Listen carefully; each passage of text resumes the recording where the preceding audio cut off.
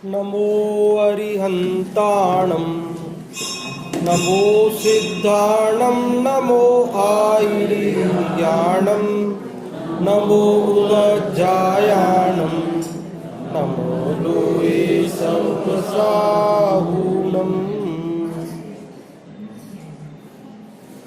अष्टानिका महापर्व का महामांगलिक अवसर है और सिद्ध चक्र विधान पूजन अपन कर रहे हैं और इस अवसर पर अपन इस सिद्ध चक्र विधान की जो जयमालाएं हैं उन पर थोड़ी सी चर्चा अपन करेंगे।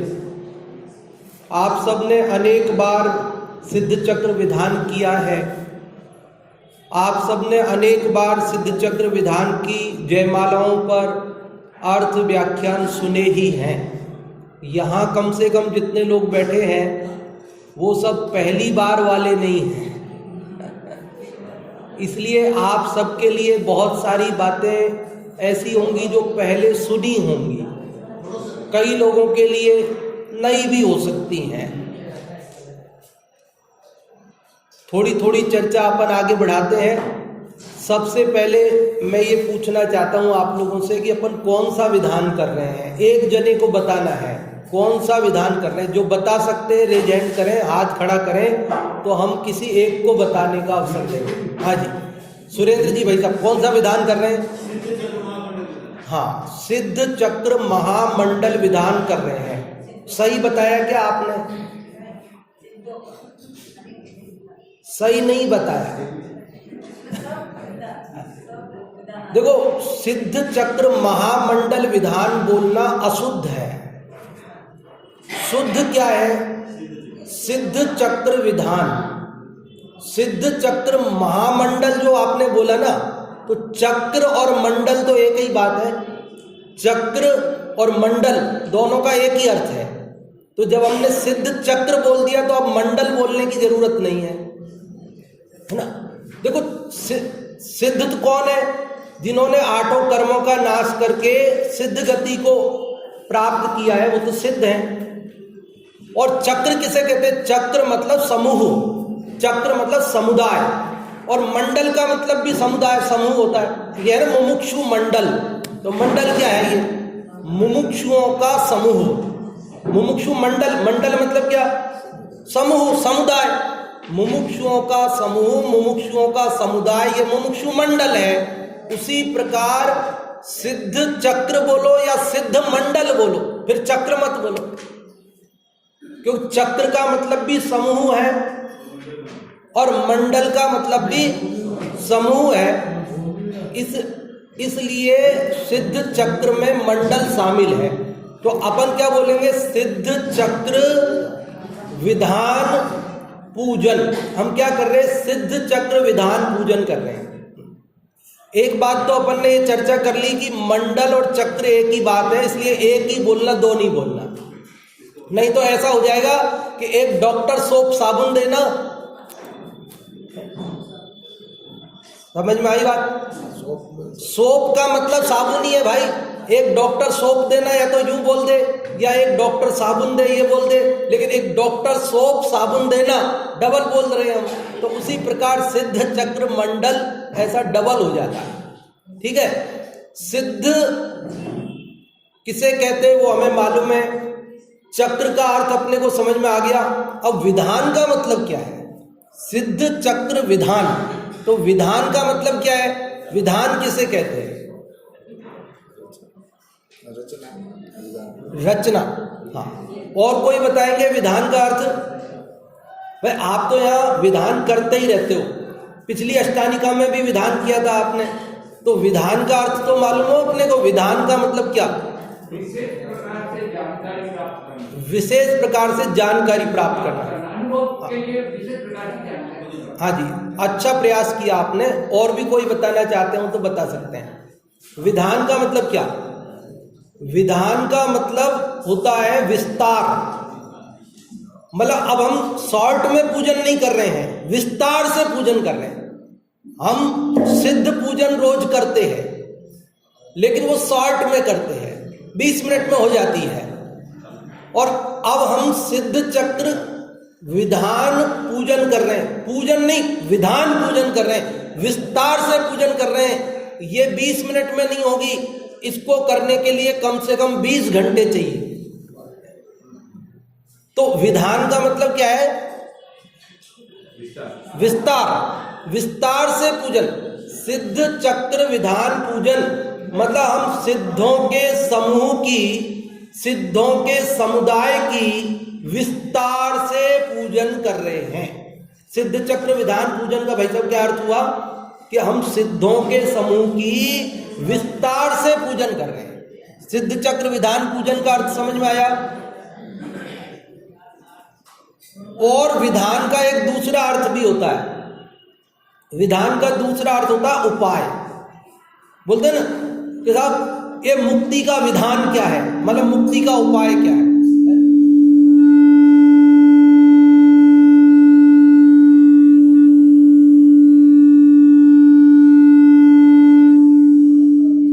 विधान का एक अर्थ तो अपन ने समझा विस्तार, और दूसरा अर्थ क्या है विधान?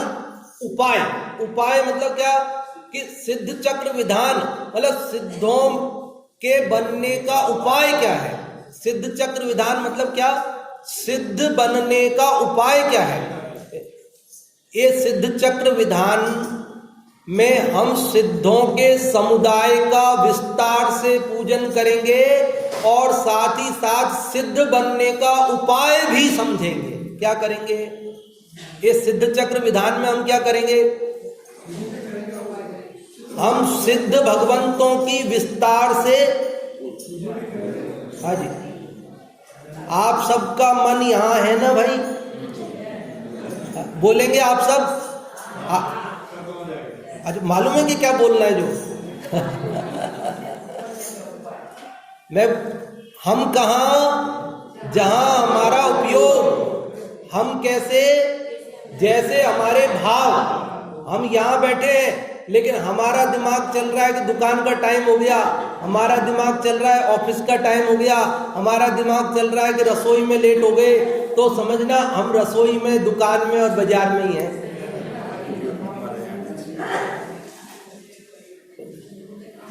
प्रेजेंट बॉडी एब्सेंट माइंड, वैसी स्थिति नहीं होनी चाहिए। शरीर भी यहाँ उपस्थित और मन भी उपस्थित यहाँ होगा तो अपने को लाभ होगा, है ना। तो हम कहाँ, जहां हमारा उपयोग, हमारा ज्ञान जहां होता है हम वहीं होते हैं। शरीर से भले बैठे लेकिन उपयोग भाग जाए तो मतलब नहीं निकलेगा ना। इसलिए हम कहाँ, जहां हमारा उपयोग, और हम कैसे, जैसे हमारे भाव। हम कैसे, कोई हमें सोचता है क्या, कोई सोचता है क्या हमारे बारे में, लेकिन हम कैसे हैं, सचमुच कैसे हैं, जैसे हमारे भाव है। कोई हमें अच्छा समझे, कोई हमें बुरा समझे, कोई हमें कैसा भी समझे, लेकिन हम हैं कैसे। यदि हमारे भाव बुरे हैं तो हम बुरे हैं, और हमारे भाव अच्छे हैं तो हम अच्छे हैं। हमारे भाव अच्छे हैं और कोई हमें बुरा भी समझे तो क्या फर्क पड़ता है। और हमारे भाव बुरे हैं और कोई हमें भला भी समझे तो उससे कोई परिणाम, फल तो परिणामों का मिलेगा ना। जैन धर्म तो भाव प्रधान है, इसलिए ये वाक्य अपन बार बार बोलते हैं ताकि अपने को ये ध्यान रहे कि हमें अपने उपयोग को यहाँ रखना है और अपने भावों को भी बिगाड़ना नहीं है, क्योंकि हम इतना उत्कृष्ट सिद्ध परमेष्ठी का विस्तार से पूजन करने वाले हैं। और हमारे भावों में अगर पवित्रता नहीं होगी तो इससे जो लाभ अपने को होना चाहिए वो नहीं हो पाएगा, क्योंकि शेरनी का दूध सोने के बर्तन में ठहरता है। उसको आप स्टील के बर्तन में लाना चाहो तो नहीं आएगा, छेद करके बाहर निकल जाएगा। तो हम जब सिद्ध भगवंतों की पूजा कर रहे हैं, सिद्ध चक्र विधान कर रहे हैं, तो हमारे परिणाम भाव भी इतने उच्च होने चाहिए कि जिसके अंदर हमारे सिद्धों को विराजमान करने के लिए आसन भी तो इतना पवित्र चाहिए ना। तो बोलो अब एक बार फिर से, हम कहाँ, हम कैसे। बहुत अच्छा। तो अभी अपन क्या क्या समझ चुके, सिद्ध किसे कहते हैं, सिद्ध चक्र का क्या मतलब है, और विधान का क्या मतलब है, और पूजन मतलब गुणानुवाद, पूजन मतलब गुणानुवाद। देखो 4 चक्र होते हैं। कितने चक्र होते हैं? 4। ये सिद्ध चक्र है। ये क्या है?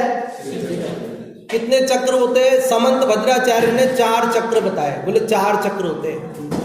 एक है देवेंद्र चक्र, दूसरा है राजेंद्र चक्र, तीसरा है धर्म चक्र, और चौथा है सिद्ध चक्र। पहला कौन सा? देवेंद्र चक्र, दूसरा राजेंद्र चक्र, तीसरा धर्म चक्र, और चौथा सिद्ध चक्र। जो सिद्धों की भक्ति करता है, इसका फल बताया समंत भद्राचार्य ने। समंत भद्राचार्य ने बताया भगवान की भक्ति का क्या फल है। तो कहते वो पहले देवेंद्र चक्र पाता है, फिर राजेंद्र चक्र पाता है, धर्म चक्र पाता है, और अंत में सिद्ध चक्र में शामिल हो जाता है। सिद्ध चक्र विधान पूजन का क्या फल है? ये सिद्ध चक्र विधान पूजन कर रहे हैं ना अपन, इसका क्या फल है, इसका क्या महात्म्य है?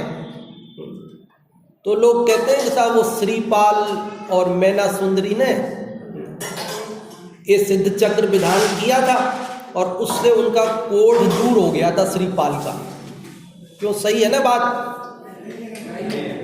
नहीं है?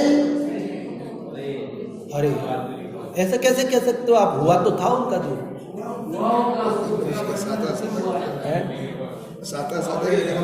पुराणों में लिखी भाई बात, अब पुराणों में लिखी बात को, आचार्यों की लिखी बात को अपन कैसे मना कर सकते हैं? अरे हुआ था, इसमें कोई शक नहीं है, हुआ था, हमें क्या दिक्कत है? हुआ था, पुराणों में लिखा है, कहानियों में लिखा है, तो है, हुआ था, उसमें कोई बात नहीं है, उसका निषेध नहीं है। लेकिन ये सिद्ध चक्र विधान तो ऐसा है, एक कोढ़ तो शरीर का रोग है, आत्मा का असली रोग तो मोहराग द्वेष है। वो मोहराग द्वेष रूपी रोग भी दूर होकर के जीव वितरागी होकर के सिद्ध चक्र में शामिल हो जाता है। इसलिए ये सिद्ध चक्र विधान का तो इतना महात्म्य है। अरे शरीर के रोग तो दूर हो ही जाते हैं, उनकी कोई बात नहीं है, नहीं होते ऐसी बात नहीं, हो जाते हैं, उसमें क्या है? क्योंकि शरीर में रोग आते हैं पाप के उदय से, और रोग दूर होते हैं पुण्य के उदय से। रोगों का आना और जाना पाप और पुण्य के अधीन है। पाप के उदय से रोग आते हैं और पुण्य के उदय से चले जाते हैं। जब हम सिद्धों की भक्ति करते हैं, उपयोग यहां रहता है, भाव निर्मल होते हैं, तो ऐसा पुण्य बंधता है, और पूर्व में बंधे हुए कर्म भी पाप कर्म निर्जरित हो जाते हैं।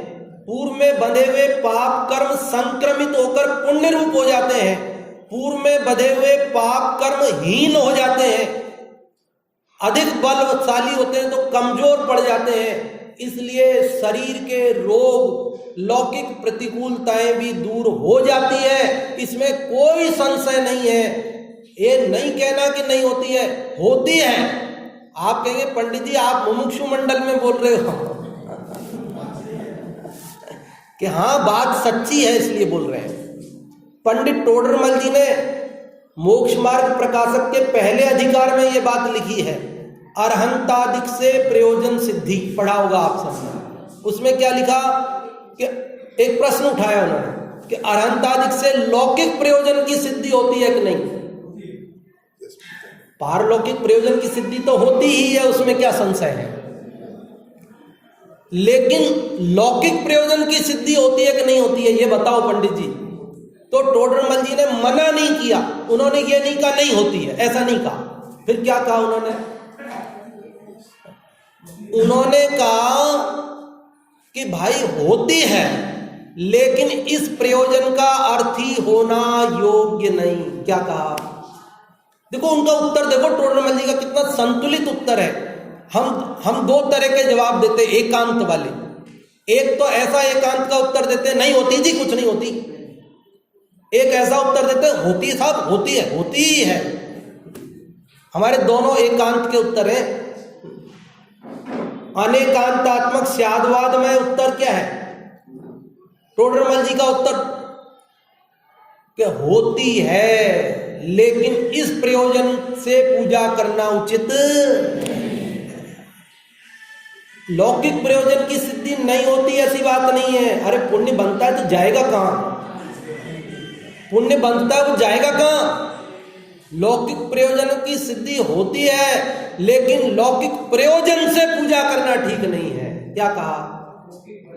लौकिक प्रयोजन मन में धारण करके पूजा करना ठीक नहीं है, क्योंकि लौकिक प्रयोजन से धर्म करना वो निदान है, वो आर्त ध्यान है, वो पाप रूप है। उससे तो दुर्गति का बंध होता है, उससे अनुकूलता नहीं मिलती है। समझ में आती है बात समझ में आई? अब कोई हमसे पूछेगा कि लौकिक प्रयोजन की सिद्धि होती है कि नहीं होती है, तो क्या उत्तर देंगे? होती है भाई, होती है, लेकिन लौकिक प्रयोजन की इच्छा रखकर धर्म ध्यान करना उचित नहीं है, क्योंकि लौकिक प्रयोजन रखना वो तो अंदर में कलुषता का परिणाम है, और वो आर्त ध्यान है, निदान है। और देखो निदान तो साहब, निदान हमें तो यही चाहिए बस। अब हमारे तो रोग मिट जाए शरीर का, बस इसीलिए हमें एक सिद्ध चक्र विधान तो केवल इसीलिए करना है कि हमारे रोग ही मिट जाए बस। वो अलौकिक की बाद में देखें। लोग ऐसे भी होते हैं, लोग ऐसे भी होते हैं, हमें तो बस लौकिक का करवा दो एक बार, फिर अलौकिक का बाद में देख लेंगे। तो कैसे करवा दे भाई? तूने जो ये भाव रखा ना, ये भाव तेरा अर्थ ध्यान है, इससे तो कुछ भी नहीं होगा।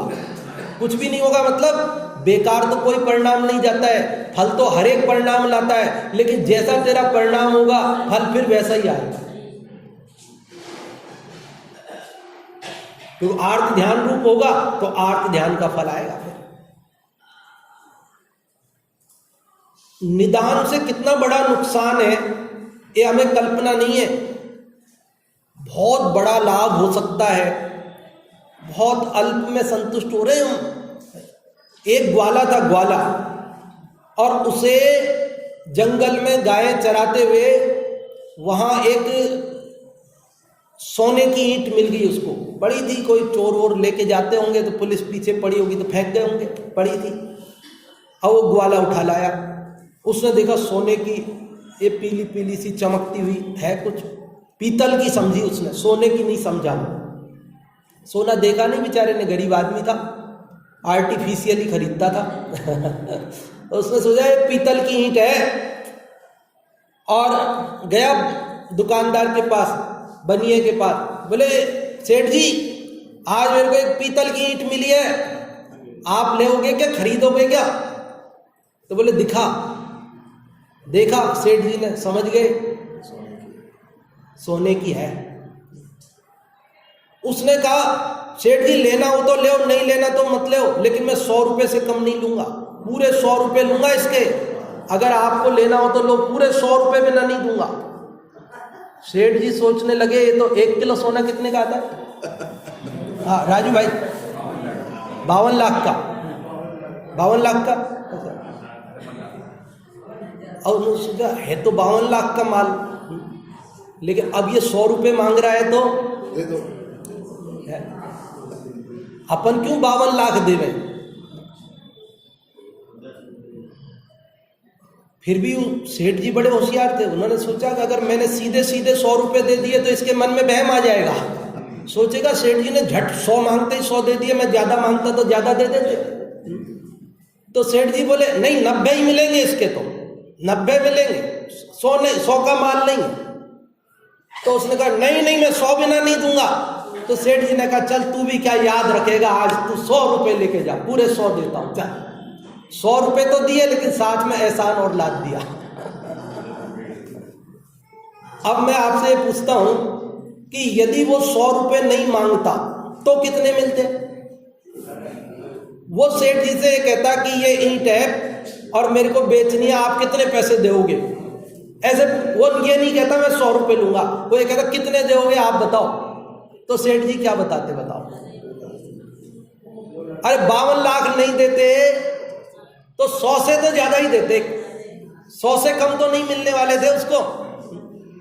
लेकिन जो 52 लाख रुपए का माल था उसने 100 रुपए में बेच दिया। ऐसे ही हमने सिद्ध चक्र विधान करके, स्वाध्याय करके, तीर्थ यात्रा करके, जप तप ध्यान दान सब करके जो उसका उत्कृष्ट सिद्ध पद मुक्ति अनंत आनंद वो प्राप्त होना था, उसके बदले में हमने जरा जरा सी लौकिक कामनाएं करके नुकसान किया है। आज तक हमने बहुत नुकसान किया है, फायदे में नहीं रहे हम। किस में रहे अपन? नुकसान में रहे। तो ये सिद्ध चक्र विधान कर रहे हैं अपन किसी लौकिक कामना से है, तो फिर किस लिए कर रहे हैं सिद्ध चक्र विधान? कि सिद्ध बनने के लिए। देखो हमारी इच्छा तो, हमारी भावना तो, हमारा लक्ष्य तो है सिद्ध बनना, और सिद्ध बनने का उपाय तो पूजन करना नहीं है भैया। पूजन करते करते सिद्ध बनेंगे क्या? कोई सिद्ध परमात्मा आज तक सिद्ध पूजन करते करते बने क्या? तो फिर कैसे बने? स्वरूप में लीन होकर, आत्मा का ध्यान करके, शुद्धोपयोग पूर्वक। कैसे हुए? शुद्ध भावों में रहकर। तो फिर हमें सिद्ध बनना है तो हमें स्वरूप में लीन होना चाहिए। हमें सिद्ध बनना है तो क्या करना चाहिए? आत्म ध्यान करना चाहिए। हमें सिद्ध बनना है तो शुद्धोपयोग में लीन रहना चाहिए, शुद्ध भाव करना चाहिए। हम ये शुभ भावों में क्यों अटक रहे? फिर बात समझ में आती है? कठिन तो नहीं लगती ना? लगे तो पूछ लेना आप, कह देना और सरल कर लेंगे। अरे अपना लक्ष्य सिद्ध बनना है तो सिद्ध बनने का उपाय क्या है? शुद्ध भाव। फिर हम शुभ भाव क्यों कर रहे हैं? कि इसलिए कर रहे हैं कि शुद्ध भाव हमसे हो नहीं पा रहे हैं। क्या कर रहे हैं? हमें मालूम है कि सिद्ध तो शुद्ध स्वरूप लीनता से ही होगा, सिद्ध तो उसी विधि से बना जाएगा, लेकिन अभी हमारी उतनी सामर्थ्य नहीं है कि हम स्वरूप लीन रह सकें, हमारा उपयोग अंदर लीन रह सके। ऐसी हमारी अभी कमजोरी है, इसलिए हम सिद्धों की आराधना करके शुभ भावों में रह रहे हैं, ताकि हमें अपना लक्ष्य याद रहे। लक्ष्य तो क्या है? उसका असली उपाय तो शुद्ध भाव है, लेकिन शुद्ध भाव की अभी सामर्थ्य नहीं है। इसलिए सिद्धों की आराधना करते हुए शुभ भावों में रहकर हम, इसलिए कि एक तो अशुभ से बच जाएं, तीव्र कसाय के जो परिणाम है उनसे बच जाएं, और हमें अपना लक्ष्य याद रहे, हम भूल नहीं जाएं। क्योंकि अशुभ भावों में जाएंगे तो हम अपने लक्ष्य को ही भूल जाएंगे। इसलिए हम सिद्धों की आराधना कर रहे हैं। क्या कर रहे हैं? क्यों कर रहे हैं? अपना लक्ष्य ध्यान रहे, अशुभ से बच जाए। टोडरमल जी साहब ने लिखा, ज्ञानी भक्त भगवान की भक्ति 2 प्रयोजन से करते हैं। कितने प्रयोजन से करते हैं? 2 प्रयोजन। ज्ञानी भक्त भगवान की भक्ति 2 प्रयोजन से करते हैं। एक तो इसलिए कि वे अशुभ में नहीं जाना चाहते। अभी मेरे को तो उस पे मैंने एक श्लोक भी बनाया था संस्कृत में। एक ही श्लोक बनाया आज तक, दूसरा बनाया नहीं कभी। लेकिन वो मेरे को खुद ही श्लोक में भूल गया हूं अभी। उभयोद्देश्य द्वारेण भक्ति क्रियते भगवतः, कि 2 उद्देश्य से भगवान की भक्ति की जाती है, कि कुस्थान में राग नहीं जाए और अस्थान में राग नहीं जाए। ऐसा है उसको, अस्थान राग विरोधाय कुस्थान राग निषेधाय च। मतलब अस्थान में जहां हमारा राग नहीं जाना चाहिए वहां नहीं जाए, और खोटे स्थानों में राग नहीं जाए। इसलिए बचने के लिए हम भगवान की भक्ति करते हैं।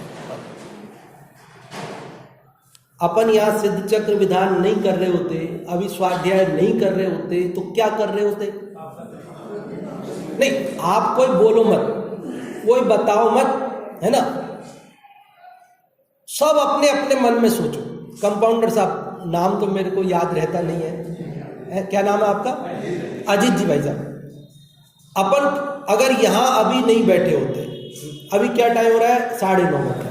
अभी हम 9:30 बजे यहाँ नहीं बैठे होते तो सब अपना अपना मन में विचार करना कि हम इस टाइम 9:30 बजे क्या कर रहे होते। अपन यहाँ मंदिर में नहीं बैठे होते, स्वाध्याय नहीं कर रहे होते, पूजन नहीं कर रहे होते, तो हम क्या कर रहे होते? ये बात हमको विचार करने की, क्या कर रहे होते बताओ। नियम से कुछ ऐसा कर रहे होते जो इससे अच्छा नहीं हो रहा होता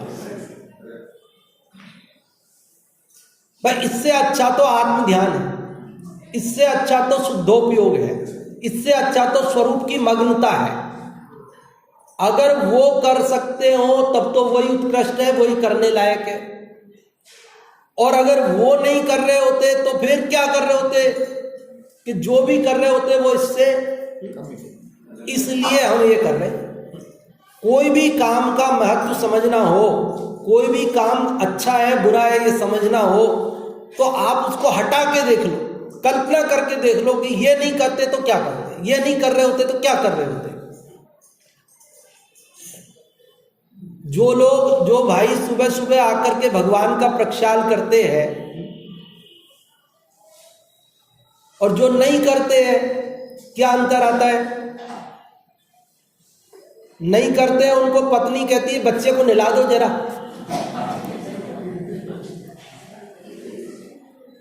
या भगवान को नहीं नहलाते हैं तो अपने बच्चों को नहलाना पड़ता है। पत्नी की नहीं माने तो घर में झगड़ा हो जाता है।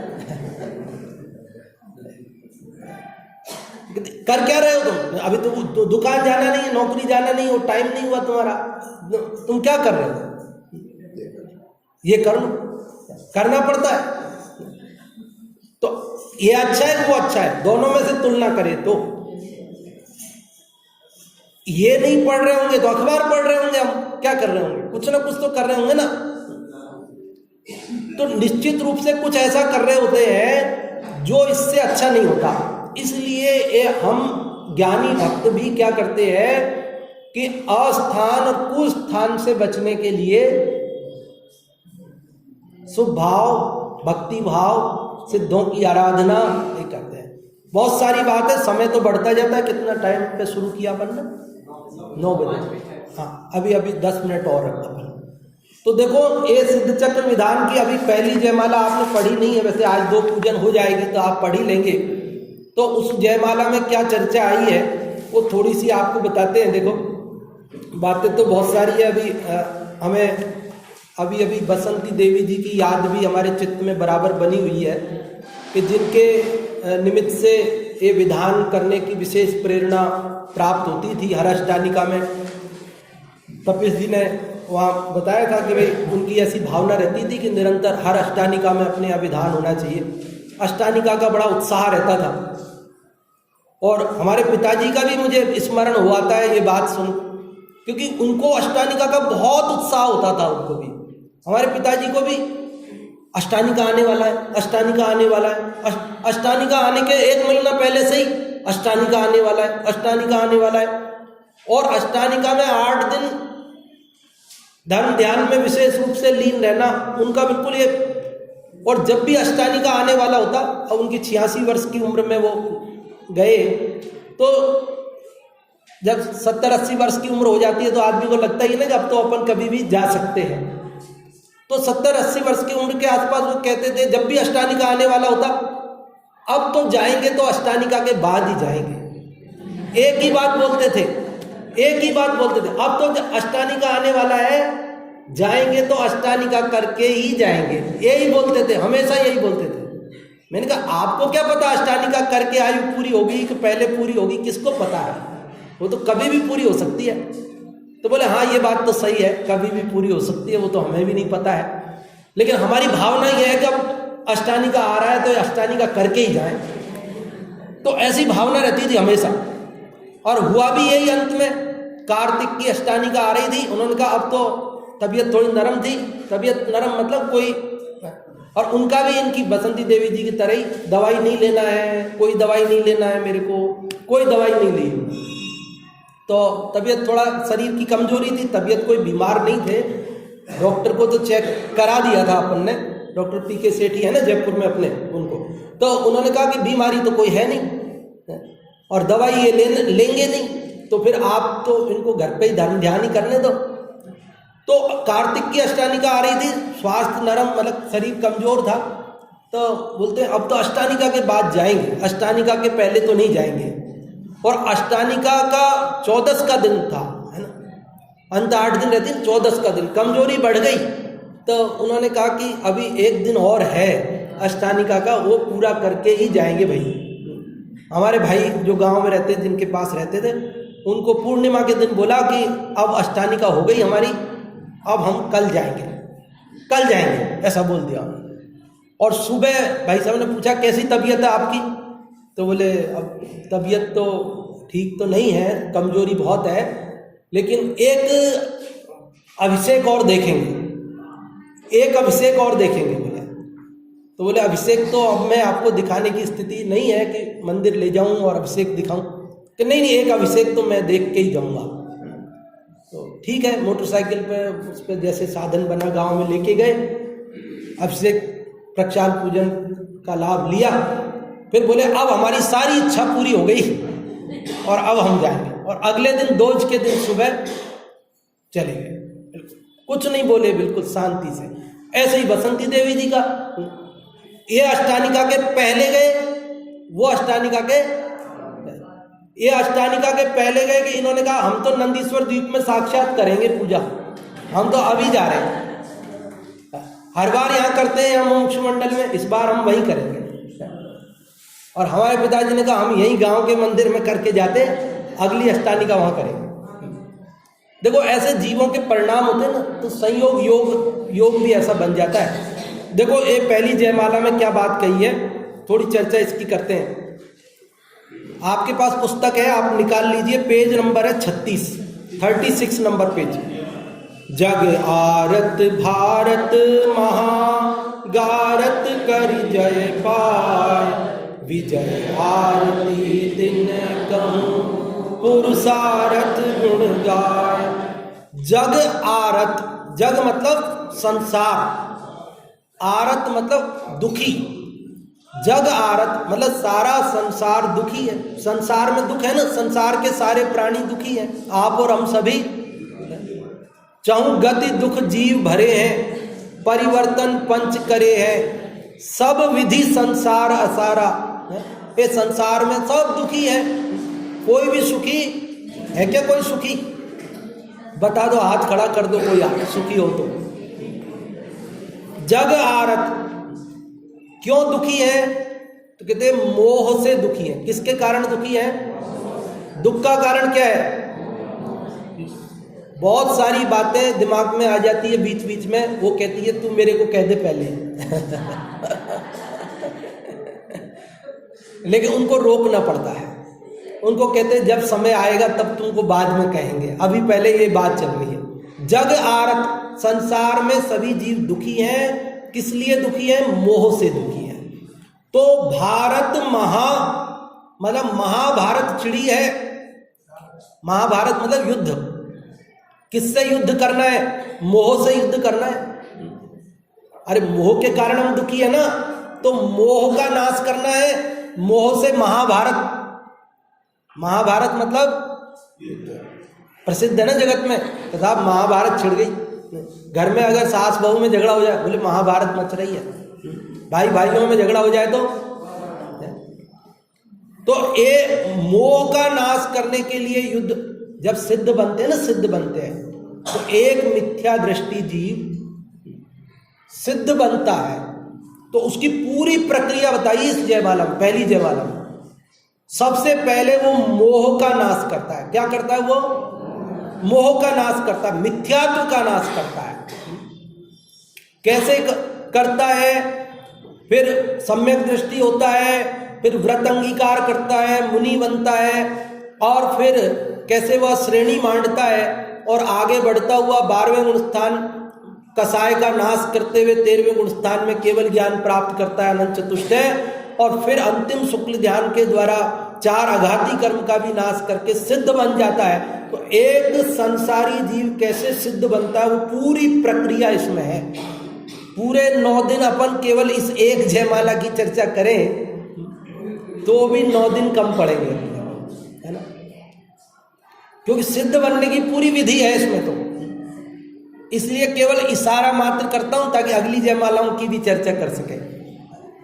ये संसार में सभी प्राणी आरत दुखी हैं, मोह के कारण दुखी है। कि साहब मोह कहां से लाया आप? मोह तो यहां कहीं मिथ्यात्व तो लिखा ही नहीं है, और आप अपने मन से ही बता रहे हो अर्थ। तो मन से बता रहे हैं कि कहीं लिख रहा है इसमें? लिख रहा है, कहां लिख रहा है? नीचे तीसरी लाइन में लिख रहा है। कहां लिख रहा है? तीसरी लाइन में से लाना पड़ेगा आपको अर्थ करने के लिए। तीसरी लाइन में कहां लिख रहा है? जय करण कृपाण सुप्रथम बार मिथ्यात सुभट की नो। ये मिथ्यात सुभट से झगड़ा चल रहा है। ये मिथ्यात सुभट नीचे से उठा के ऊपर लाना पड़ेगा अर्थ करने के लिए, मन से नहीं कर रहे। महाभारत किससे? हम दुखी, संसार दुखी किस लिए? मिथ्यात्व के कारण। उस मिथ्यात्व से महाभारत सबसे पहले जब जीव सिद्ध बनने के लिए चलता है तो उसका झगड़ा मिथ्यात्व से होता है, और वो गारत करी जय पाए। जब वो मिथ्यात्व को गारत कर देता है, गार में मिला देता है, मिट्टी में मिला देता है, उसको नेस्त नाबूद कर देता है, उसकी हार करा देता है और जय पाए, विजय प्राप्त कर लेता है, तो वो सिद्ध बनने की शुरुआत करता है। मोक्ष के मार्ग में पहली लड़ाई मिथ्यात्व से, और लोग पहली लड़ाई किससे करते हैं? योगों से। तो जब मन वचन काय को एक कर दो, बिल्कुल कहीं उपयोग नहीं जाना चाहिए, कहीं कुछ नहीं बोलना, नहीं कुछ नहीं चलना, नहीं। योगों को रोकना चाहते हैं, लेकिन सबसे पहले मिथ्यात्व को रोकना पड़ेगा। पहले योगों को रोकने के लिए तो आपको कुछ नहीं करना है, वो तो ऑटोमेटिक रुकेंगे। वो तो एक बार गेहूं आपने चक्की में डाल दिया और बटन दबा दिया, उसके बाद आटा पीसने के लिए आपको क्या करना है? वो तो मशीन पीसेगी। आपको तो बुद्धिपूर्वक उसमें गेहूं डालने, साफ करके, है ना, और बटन चालू करना, इतना ही काम करना है, बाकी काम तो सब होंगे। तो पहला काम जो बुद्धिपूर्वक करना है ना मोक्ष मार्ग में, वो मिथ्यात्व के नाश का करना है। लोग उपयोग को स्थिर करने के लिए ध्यान शिविर करते हैं, ध्यान की प्रयास करते हैं। ध्यान किसका ध्यान? पहले ये तो जानो, आत्मा का ध्यान करना है, पहले उस आत्मा को जानना जरूरी है, उसकी श्रद्धा जरूरी है, फिर उसमें लीनता होगी, उसका ध्यान होगा। तो सबसे पहले मिथ्यात्व का नाश। तत्वार सूत्र में सूत्र जो बंध के 5 हेतु बताए ना, मिथ्याविरति, प्रमाद, कसाय, योगा, बंध हेतु है। तो पहले मिथ्यात्व का नाश होता है, फिर अविरति, प्रमाद, कसाय और योग। ये क्रम है, ये क्रम है, इनके अभाव का भी यही क्रम है। पहले मिथ्यात्व नष्ट होता है, फिर अविरति जाती है, व्रत आते हैं, फिर प्रमाद जाता है, अप्रमत्त अवस्था आती है, और फिर उसके बाद कसाय का अभाव करके क्षीण कसाय गुणस्थान 12वां, और उसके बाद मिथ्याविरति, प्रमाद, कसाय, और फिर योग का अभाव करके अयोग केवली। ये एक क्रम है। कई लोग कसायों का अभाव करना, मुझे गुस्सा बहुत आती है, मैं गुस्सा नहीं करना है, गुस्सा बहुत आती है, गुस्सा नहीं करना है। लोग पंडित जी होके गुस्सा करते हैं, इतना स्वाध्याय करते हो गुस्सा करते हो, इतना पढ़ते समझते हो फिर भी लोभ करते हो। अरे पहले मिथ्यात्व नष्ट होता है, फिर कसाय नष्ट होती है। पहले अभी हम मिथ्यात्व नष्ट करने का प्रयास कर रहे हैं, तो फिर हम गुस्सा कर सकते हैं, फिर हम लोभ कर सकते हैं। छूट है उसकी? नहीं नहीं, छूट नहीं है, वो स्वच्छंदी होने के लिए नहीं है, यथाशक्य उससे भी बचना है, लेकिन बच नहीं पाएंगे।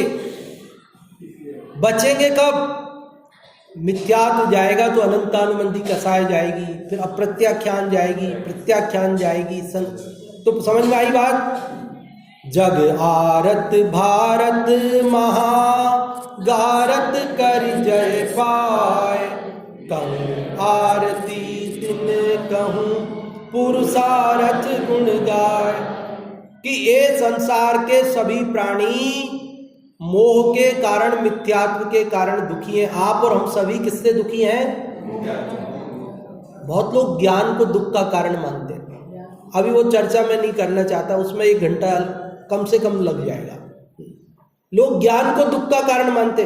पंडित जी आप जानते हो जो दुखी रहते हो, हम जानते ही नहीं जो सुखी है।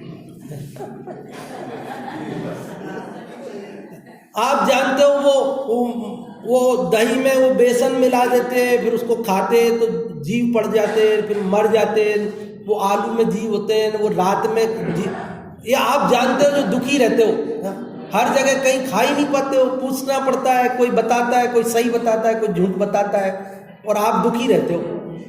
अब सब लोग वो घास पे ही बुलाते हैं, आप घास पे आना नहीं चाहते हो, फिर नियम नहीं है तो आप ही जाते हो, फिर दुखी भी होते रहते हो। ये आप जानते हो दुखी रहते हो, हम जानते ही नहीं। जो मिलता है, जैसा मिलता है, जहां मिलता है, जब मिलता है हम सुखी रहते हैं। अब आप समझ लेना, ज्ञान दुख का कारण है क्या? अब उसके लिए समय नहीं अपने पास में। तो ज्ञान दुख का कारण नहीं है। किसका दुख का कारण क्या है? मोह है, राग है। तो जग आरत महारत महा गारत करी जय पाए, विजय आरती तिन कहूं। मैं उन जीवों की, उन सिद्धों की विजय की, विजय पताका फहराई ना उन्होंने, मोह को जीत करके, मोह को गारत करके, मोह को गार में मतलब मिट्टी में मिला करके जिन्होंने जय पाई, उनकी विजय आरती। आरती मतलब गुणगान, आरती मतलब गुणगान, आरती मतलब गुणगान। कई लोग समझते हैं आरती मतलब दीपक जला करके, दीपक जला के भी गुणगान करते हैं लोग, लेकिन आरती का अर्थ दीपक जलाना नहीं होता, आरती का अर्थ होता है गुणगान। तो जब फिर वो दीपक जला के करते हैं उसको आरती बोलते हैं लोग। क्या कह रहे? नहीं, बहुमान में नहीं। वो दरअसल वो उस जमाने में प्रैक्टिकल था जिस जमाने में शुरू हुआ था, अभी अनप्रैक्टिकल हो गया। कैसे प्रैक्टिकल था? पहले क्या है, मंदिरों में ऐसे इतनी खिड़कियां नहीं लगाई जाती थी, चोर चोरी करके ले जाते। घरों में भी इतनी खिड़कियां नहीं लगाई जाती थी बड़ी बड़ी। आप पुराने घर देखना, छोटे छोटे रोशनदान मिलेंगे आपको, क्योंकि उनमें से जंगली वो सांप बिच्छू वगैरह जानवरों के आने का भी डर रहता था खिड़कियों में होके, और वो चूहे बिल्ली का, कुत्ते का आने का भी डर रहता था। पहले ऐसी मच्छर जाली वगैरह थोड़ी लगती थी, उनमें कांच वगैरह थोड़े लगते थे, है ना। खुले लकड़ी के किवाड़ खोल दिए तो खुल गए पूरे के पूरे, लगा दिए तो पूरा का पूरा बंद हो गया। तो पहले छोटे छोटे रोशनदान रखते थे, क्योंकि उनमें चोर आ जाते थे, जानवर आ जाते थे, इसलिए और मंदिरों में भी और कम देर बैठना है तो और छोटे रखते थे, रखते ही नहीं थे तो अंधेरा रहता था, अंधेरा रहता था। तो दर्शन करने के लिए लाइट थी नहीं, बल्ब थे नहीं, ट्यूबलाइट थी नहीं, तो क्या करते थे कि दीपक जला के दर्शन करने पड़ते थे। तो जैसे ऐसे ये दीपक हाथ में ले लिया, प्रभु पतित पावन में, अरे भगवान का मुंह किधर है? अरे एक पारसनाथ जी तो दिखे नहीं। वो ऐसे ऐसे हाथ घूमता जाता था और भक्ति बोलते रहते थे। तो वो बाद में बच्चों ने समझा, पीढ़ियां बदल गई कि बोले ऐसे ऐसे दीपक करते थे हमारे दादाजी, और भक्ति बोलते थे तो आरती करते थे, तो वो ऐसे ही करते हैं, आज भी करते हैं। लेकिन आज तो लाइट जल गई, आज तो सारा उजाला है, तो अब उसकी आवश्यकता नहीं रही। वो प्रैक्टिकल था उस जमाने में, अभी उसकी आवश्यकता नहीं रही। बस इतनी सी बात है, बाकी और कोई बात नहीं। तो अब केवल 1.5 मिनट बचा है, मैं उसमें पूरी कर देता हूँ बात। ये संसार के प्राणी आप और हम सभी मिथ्यात्व से दुखी हैं, और उसको जिन्होंने गारत किया, नष्ट किया और जय प्राप्त की उस मोह पर, मिथ्यात्व पर, उनकी विजय की गाथा मैं कहता हूं पुरुषार्थ गुण गाय। उनके पुरुषार्थ के गुणगान करते हुए कि वे कितने पुरुषार्थी थे। उन्होंने कोई हथियार हाथ में नहीं लिया मोह का नाश करने के लिए।